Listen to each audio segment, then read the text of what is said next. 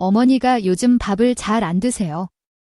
옷이 헐렁해졌고 그냥 나이가 들어서 그런 줄만 알았죠. 왜 많은 가족들이 이렇게 말합니다. 그리고 몇 개월 후 그분들은 장례식장에 앉아 눈물을 흘립니다. 조금만 더 일찍 알았더라면 이런 후회의 말들을 나는 30년 동안 수천 명의 노인분들의 마지막을 곁에서 지켜보며 수도 없이 들어왔습니다. 나는 노인의 삶의 마지막 여정을 가장 가까이서 지켜본 사람 중 하나입니다. 그들의 마지막 신호를 너무나 자주 목격했고 그 신호가 가족들에 의해 무심코 지나쳐지는 모습을 너무나 자주 보았습니다. 지금 이 순간에도 누군가의 부모님 혹은 조부모님이 조용히 마지막을 준비하고 있을지도 모릅니다. 그러나 그 변화는 너무 작고 너무 익숙해서 우리는 그냥 나이 들어서 그래라며 지나쳐버립니다. 하지만 충격적인 사실은 여기서부터 시작됩니다. 대부분의 노인분들은 세상을 떠나기 6개월에서 1년 전부터 명확한 신호를 보냅니다. 그 신호는 아주 분명하게 존재했고 나는 30년간 그 수천 가지 마지막 중 거의 모든 경우에서 그 징후들을 확인할 수 있었습니다. 그럼에도 불구하고 가족들은 그것을 알아채지 못한 채 후회 속에서 작별을 맞이하곤 했습니다. 어느 날 한 환자분의 딸이 장례식장에서 내 손을 꼭 잡고 이렇게 울었습니다. 선생님, 엄마가 밥을 잘 안 드시고 자꾸 옛날 얘기만 반복하길래 그냥 나이 들어서 그런 줄만 알았어요. 그게 마지막 신호였다면 마지막 말이라도 해드렸을 텐데요. 그 순간 나는 다시 다짐했습니다. 더 이상 가족들이 이런 아픔을 겪지 않도록 이 귀중한 정보를 세상에 전해야겠다고. 지금부터 여러분께 전할 이야기들은 단순한 조언이 아닙니다. 삶의 끝자락에 있는 사랑하는 사람과의 마지막 시간을 어떻게 더 따뜻하고 의미 있게 보낼 수 있는지에 대한 지침입니다. 30년의 경험이 말해주는 5가지 죽음의 경고 신호. 이 신호들을 이해하고 기억한다면 여러분은 소중한 사람의 마지막을 준비할 수 있고 마지막 인사와 사랑을 전할 수 있습니다. 지금부터 그 이야기를 들려드리겠습니다. 첫 번째 신호, 체중 감소. 요즘 어머니가 식사를 잘 안 하세요. 가장 흔하게 듣는 말입니다. 많은 보호자들은 이를 식욕 저하 정도로 생각하고 지나칩니다. 그러나 제가 30년간 지켜본 결과 이것은 몸이 마지막을 준비하고 있다는 가장 이른 신호 중 하나였습니다. 평소보다 옷이 헐렁해 보이거나 벨트를 더 조이게 되고 얼굴이 홀쭉해졌다. 그러면 반드시 주목하셔야 합니다. 몸이 점점 영양을 흡수하지 못하고 근육이 사라지며 전신 기능이 급격히 약해지는 것입니다. 제가 돌봤던 박할머니는 6개월 만에 10kg이 빠지셨고 처음엔 가족들이 나이 드니 원래 그런 거야 라고 생각했습니다. 그러나 3개월 후 할머니는 세상을 떠나셨습니다. 통계적으로 내가 돌본 어르신 중 80% 이상이 돌아가시기 1년 전부터 체중이 줄기 시작했습니다. 처음엔 2-3kg로 시작되지만 이후 가속도가 붙으며 빠르게 감소합니다. 이 신호를 발견하셨다면 무조건 많이 먹이려고 하기보다 소화가 잘 되는 부드러운 음식을 조금씩 자주 드시는 것이 중요합니다. 국물 있는 음식, 죽, 미음이 좋고 무엇보다도 수분 섭취가 생명줄이 됩니다. 노인은 갈증을 잘 느끼지 않기 때문에 탈수가 쉽게 일어나며 하루 8잔 정도의 물을 나눠 드시게 해야 합니다. 체중 감소는 단순한 다이어트 현상이 아닙니다. 그것은 생명의 등불이 서서히 약해지고 있다는 신호입니다. 이 첫 번째 신호를 놓치지 마세요. 이것을 인지한 순간 이미 소중한 사람과의 마지막을 준비하는 여정이 시작된 것입니다. 두 번째 신호, 극심한 탈진과 쇠약. 요즘 아버지가 항상 피곤해 하세요. 말수도 줄고 소파에만 앉아 계세요. 이 또한 많은 보호자들이 그냥 노화의 일부분으로 여기며 지나치는 증상입니다. 그러나 이 피로는 단순한 피곤함이 아닙니다. 아무리 자고 쉬어도 회복되지 않는 깊고 지속적인 피로는 몸이 에너지를 보존하려는 생물학적 반응, 즉 마지막 여정을 준비하는 상태에 접어들었음을 의미합니다. 제가 10년 전 만난 한 할아버지는 평생 농사를 지으셨고 새벽 5시면 기상의 밭으로 향하던 분이었습니다. 그런데 어느 날부터인가 아침에 일어나는 것이 너무 힘들다며 누워만 계셨고, 점점 화장실 가는 것조차 힘겨워졌습니다. 가족들은 그 나이면 당연히 힘들지라고 했지만 그 변화가 시작된 지 7개월 후 그는 조용히 가족 곁을 떠났습니다. 몸의 대사 기능이 저하되고 에너지를 만들어내는 능력이 떨어질 때 사람의 몸은 꼭 필요한 장기 기능만 유지하는 생존 모드로 들어갑니다. 계단을 오르기 어려워하거나 조금만 걸어도 숨이 차고 일상적인 집안일조차 버겁게 느껴진다면 그건 단순한 노화가 아닙니다.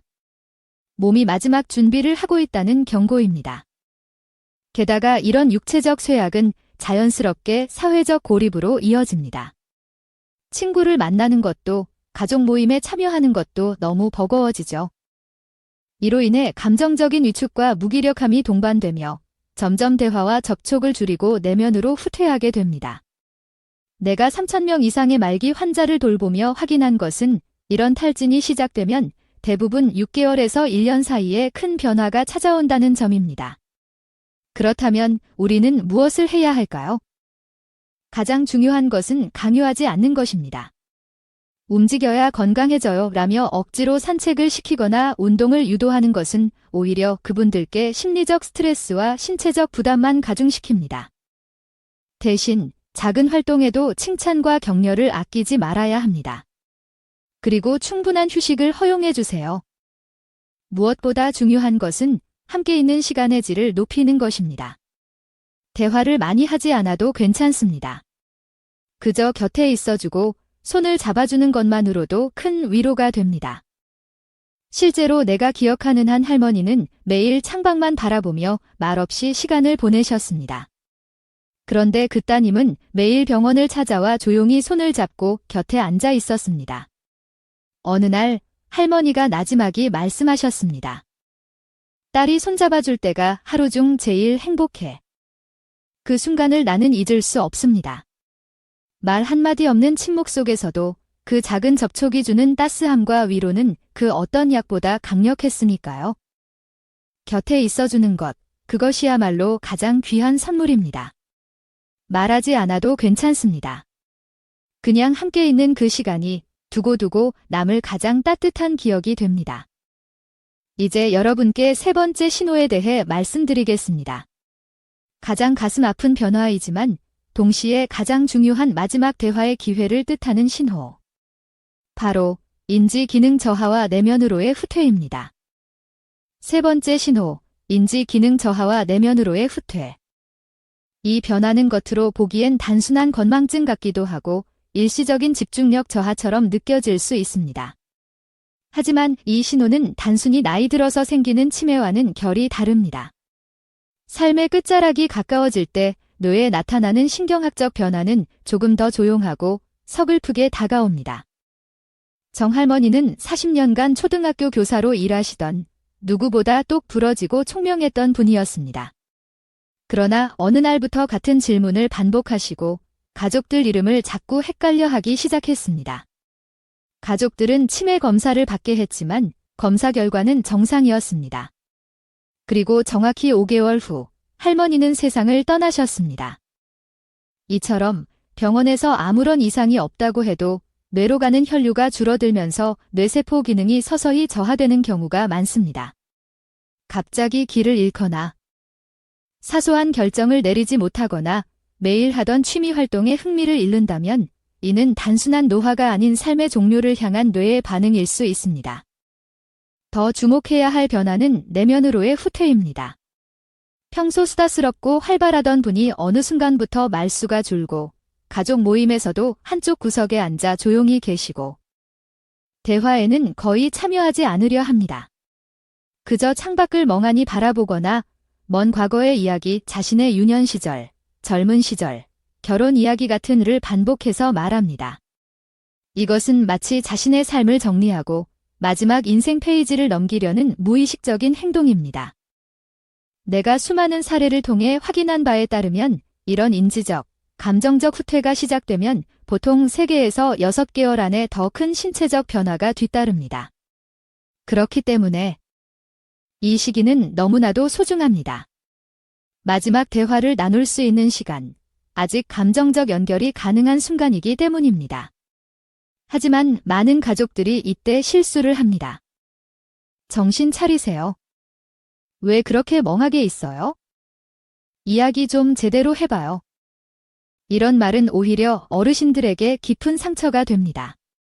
현실로 억지로 끌어오려고 하기보다 그들이 머물고 싶은 기억의 공간에 함께 들어가주는 것이 훨씬 따뜻한 방법입니다.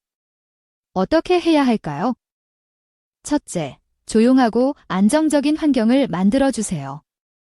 배경소음이 적고 조명이 너무 밝지 않으며 방해받지 않는 공간이 좋습니다. 뇌가 지친 상태이기 때문에 자극을 줄이는 것이 중요합니다. 둘째, 짧고 간단한 문장으로 천천히 말해주세요. 대답을 재촉하지 말고 기다려주세요. 중요한 건 대답이 아니라 함께 있다는 사실입니다. 셋째, 감정적인 연결을 포기하지 마세요. 언어적 소통이 줄어들어도 감정은 여전히 존재합니다. 손을 잡아주고 눈을 마주쳐 주세요. 따뜻한 음악을 함께 듣거나 좋아하던 사진첩을 꺼내는 것도 좋습니다. 윤 할아버지라는 분이 계셨습니다. 어느 날부터 거의 말을 하지 않으시고 하루 종일 창밖만 바라보셨죠. 하지만 손녀가 와서 옆에 앉아 조용히 손을 잡고 있었고 아무 말도 하지 않았습니다. 그런데 갑자기 할아버지가 미소를 지으시며 이렇게 말씀하셨습니다. 우리 손녀.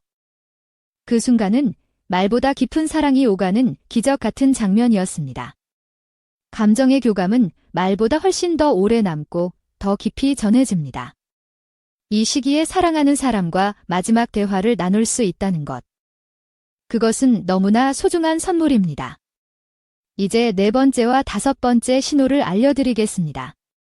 이 두 가지는 서로 매우 밀접하게 연결되어 있으며 마지막 순간이 임박했을 때 거의 동시에 나타나는 경우가 많습니다. 그리고 이 신호들은 가장 결정적이고 분명한 신호이기도 합니다. 네 번째 신호, 면역력 저하. 요즘 엄마가 감기에 자주 걸려요. 상처도 잘 안 낫고요. 이런 말도 처음에는 별일 아니라고 생각하기 쉽습니다. 계절 독감이 유행일 수도 있고 노인이면 회복이 더디다고 여기기 때문이죠.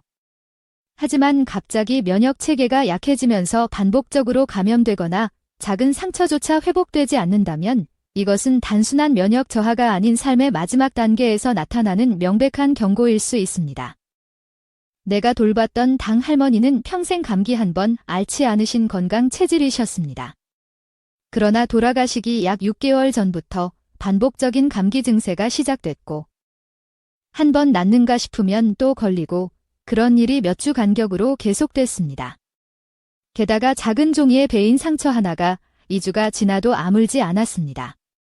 가족들은 요즘 감기가 독해서 그래요 라고 생각했지만 나는 직감적으로 알 수 있었습니다. 몸이 스스로를 보호할 수 있는 힘을 잃어가고 있다는 것을. 사실 나이가 들면 면역력은 자연스럽게 떨어집니다. 하지만 중요한 건 급격한 저하입니다. 면역 체계가 무너지는 속도가 눈에 띄게 빨라졌다면 그것은 단순한 노화가 아닙니다. 몸이 더 이상 외부 자극에 대응할 여력이 없고 스스로를 지키는 기능을 멈추기 시작했다는 신호입니다. 또한 요로감염, 폐렴, 대상포진, 입안 염증 등이 잦아지기 시작하면 이는 생명력이 급속도로 소진되고 있음을 나타냅니다. 내가 30년간 수천 명의 환자를 돌보며 기록한 데이터에 따르면 면역력 저하가 나타난 후 세계에서 6개월 내의 상태가 급격히 악화되는 비율이 78%에 달했습니다. 이런 상황에서는 어떻게 돌봐야 할까요? 무엇보다 중요한 것은 치료보다 회복에 집중하는 것입니다. 의학적 개입이 필요한 경우도 있지만 무리한 항생제 처방이나 병원 출입이 반복되면 오히려 노인의 몸에 더 큰 부담을 줄 수 있습니다. 실내 온도를 일정하게 유지하고 청결에 신경 쓰며 수분 섭취를 충분히 유지하는 것, 이것만으로도 감염 위험을 크게 낮출 수 있습니다. 또한 면역력을 돕는 가장 중요한 요소는 바로 정서적 안정입니다. 스트레스를 줄이고 평온하고 안정적인 일상을 유지해주는 것만으로도 면역 체계는 큰 힘을 얻습니다. 이제 마지막이 다가왔음을 가장 명확하게 보여주는 신호 5번째 신호, 호흡과 혈액순환의 변화를 말씀드리겠습니다. 이 신호는 대부분의 사람들이 알아채기 어렵지만 삶의 마지막 단계에 가까워졌다는 결정적 징후입니다. 숨소리가 달라졌다는 말을 듣는 순간 나는 마음속으로 카운트를 시작합니다. 이제는 정말 그 마지막이 가까워졌다고. 5번째 신호, 호흡과 혈액순환의 변화. 마지막을 준비하는 몸은 가장 먼저 호흡의 리듬에서 그 징후를 드러냅니다. 숨이 얕아지고 일정하지 않은 패턴으로 변하며 때때로 숨을 들이쉴 때 그르렁 혹은 가쁜 헐떡임 같은 낯선 소리가 나기 시작합니다. 이런 변화는 종종 밤이나 새벽에 더 두드러지며 낮잠을 자는 시간이 점점 길어지는 것도 이 신호의 일부입니다. 내가 돌봤던 이병철 할아버지는 한여름에도 두꺼운 양말을 신고 무릎에 이불을 덮고 계셨습니다. 처음엔 가족들도 새어컨 바람이 차서 그렇겠지라며 가볍게 넘겼지만 나는 알고 있었습니다.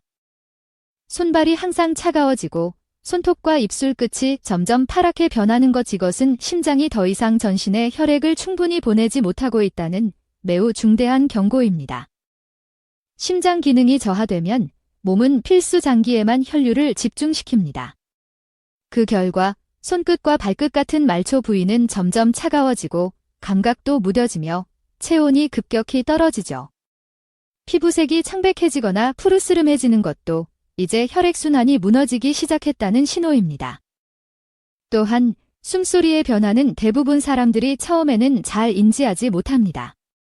하지만 숨이 끊기는 듯 끊기지 않고 갑자기 멎었다 다시 쉬는 식의 불규칙한 호흡 패턴이 시작된다면 그건 이제 삶의 마지막 장을 넘기고 있다는 의미입니다. 내가 3,000명 이상의 말기 환자와 함께한 기록 속에서 이 신호는 거의 예외 없이 등장했습니다. 이 신호가 나타난 뒤 1개월 이내에 중대한 변화를 겪는 비율은 무려 82%에 달했습니다. 이때는 어떤 돌봄이 필요할까요? 첫째, 무리한 치료보다는 편안함에 집중해야 합니다. 호흡이 힘들다면 상체를 약간 세워 눕게 해주세요. 이 자세는 폐의 부담을 덜어주고 숨쉬기를 조금 더 편안하게 만들어줍니다. 손발이 차가울 땐 두꺼운 담요보다 부드럽고 가벼운 보온 양말이나 무릎 담요가 좋습니다. 너무 무거운 이불은 오히려 호흡을 더 어렵게 만들 수 있으니 피해야 합니다. 둘째, 공기 흐름에 신경 써야 합니다. 방 안이 답답하지 않도록 창문을 살짝 열거나 공기청정기를 활용하세요. 단, 직접적인 찬바람은 절대 피해야 합니다. 선풍기를 쓸 땐 벽을 향하게 하거나 간접바람으로 설정해주세요. 셋째, 수분 섭취는 이 시기의 생명줄입니다. 물을 많이 마시기 힘들어하는 어르신에겐 얼음 조각, 젤리 형태, 수분 보충용 음료를 사용하세요. 입술이 마르지 않게 자주 립밤을 발라드리고 입안이 건조하지 않도록 인공 타액 스프레이도 유용합니다. 이 시기에는 너무 많은 의학적 개입보다 작고 섬세한 배려가 가장 큰 위로가 됩니다. 과도한 치료는 오히려 남은 시간의 질을 떨어뜨릴 수 있다는 것을 잊지 마세요. 이제 필요한 것은 생명을 유지하는 것이 아니라 남은 삶의 순간을 지키는 것입니다. 나는 평생 잊지 못할 김 할아버지의 이야기를 마지막으로 여러분께 전하고 싶습니다. 할아버지의 가족은 이 5가지 신호를 일찍 알아차렸습니다. 그래서 병실 침대를 거실로 옮겨 가족들 속에서 하루하루를 함께 보낼 수 있도록 했습니다. 손주들은 학교에서 돌아오면 할아버지 옆에서 숙제를 했고 가족들은 할아버지가 좋아하시던 예능 프로그램을 함께 보며 웃고 이야기했죠. 그리고 손녀는 매일 할아버지의 이야기를 녹음했습니다. 할아버지의 인생 이야기라는 가족 역사책을 만들기 위해서요. 그 책 속에는 젊은 시절의 열정, 가족을 지키기 위해 흘린 땀, 손녀를 처음 안았던 날의 감정까지 할아버지의 전생애가 담겼습니다. 그리고 마지막 날 할아버지는 가족 모두의 손을 한 번씩 잡고 가장 잔잔하고 평화로운 얼굴로 눈을 감으셨습니다. 이것이 바로 준비된 이별이 주는 기적입니다. 눈물만이 아닌 사랑과 감사로 가득 찬 작별. 그리고 평생 간직될 아름다운 기억. 지금부터라도 여러분은 이 5가지 신호를 기억하세요. 단순히 두려워하지 마세요. 이 신호들은 마지막이 다가왔음을 알리는 것이 아니라 남은 시간을 사랑으로 채울 수 있는 기회를 주는 것입니다. 사랑하는 이의 마지막 길을 함께 걷는 당신이 있다는 것, 그 자체가 가장 큰 선물입니다.